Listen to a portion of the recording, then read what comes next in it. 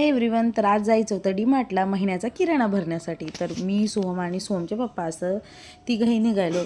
तर मी घेतलं राशन सगळं. तुम्ही पण डीमार्टलाच घेतात का नक्कीच सांगा. त्यानंतर येता येता ढोकळा आणि हे मोदक घेऊन आली उकडीचे. जरी गणपती बाप्पा गेले असतील तरी पण मार्केटमध्ये अजून येत आहेत बरं का मोदक.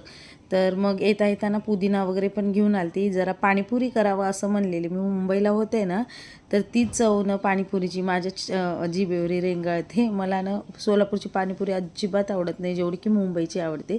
त्यासाठी पुदिन्याचं पाणी आणि आपली जी ह्याची चटणी, गोड चटणी जी असते ना खजूर आणि चिंचाची, ती करायची होती. तर सगळी तयारी करून घेतली आणि लक्षात आले की आपण मिरच्याच घातल्या नाही. आणि पाणीपुरी आंबट तिखट गोड असल्याशिवाय मजाच येत नाही आणि त्याच्यातल्या त्याच्यात थंड हवी. तर छानपैकी मिक्सरला फिरून घेतली. थोडंसं ना मिक्सरचा आवाज आल्यासारखं वाटलं म्हणून माझ्या तोंडाचे रिॲक्शन तसे झाले. त्यानंतर ना मस्तपैकी हिरवंगार पाणी बनलं आणि ते पाणी व्यवस्थित गाळून घेतलं. त्यानंतर खजूर आणि चिंचाची जी चटणी होती ना ती बनवायला घेतली.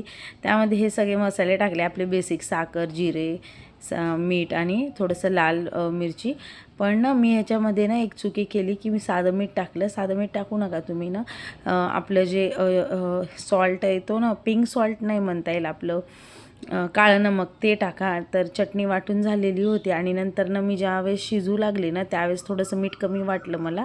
तर त्यावेळेस मग मी ते नमक घातलं. त्यानंतर टेस्ट केली तर एक नंबर झाली होती.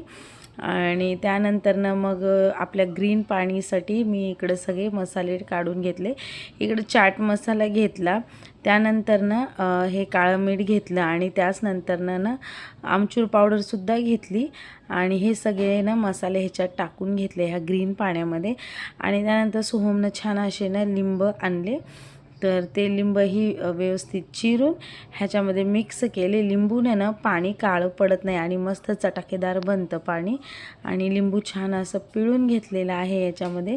आणि आता पारी होती टेस्ट करण्याची, तर पाणी एक नंबर झालं होतं. आनंद झाला होता मला आणि चटणी शिजलेली. तर त्यानंतर येताना सोहमच्या पप्पाने अशा रेडीमेड पुऱ्या आणल्या आणि छान अशी एक प्लेट सोहमसाठी रेडी केली. त्यामध्ये ना बटाटे उकडून त्याच्यावर थोडासा चाट मसाला टाकलेला आणि ग्रीन पाणी त्याच्यामध्ये घेतलं टाकून. आणि त्यानंतर ना आपली लाल चिंच गुळाची चटणीही टाकली आणि वरतून भरपूर असे शेव टाकले. आणि बघा, पहिला आमची प्लेट कशाचीही सोहमलाच जाते. तर सोहमचं रिॲक्शन बघण्यासाठी मी आतुर होते, कारण ती मुंबईसारखी बनली होती का, तर बनली होती. आणि त्यानंतर ना मीही टेस्ट केली आणि खूप छान झाली होती. तर असा गेला आमचा आजचा दिवस. चला बाय, पुन्हा एकदा भेटू अशाच व्हिडिओमध्ये.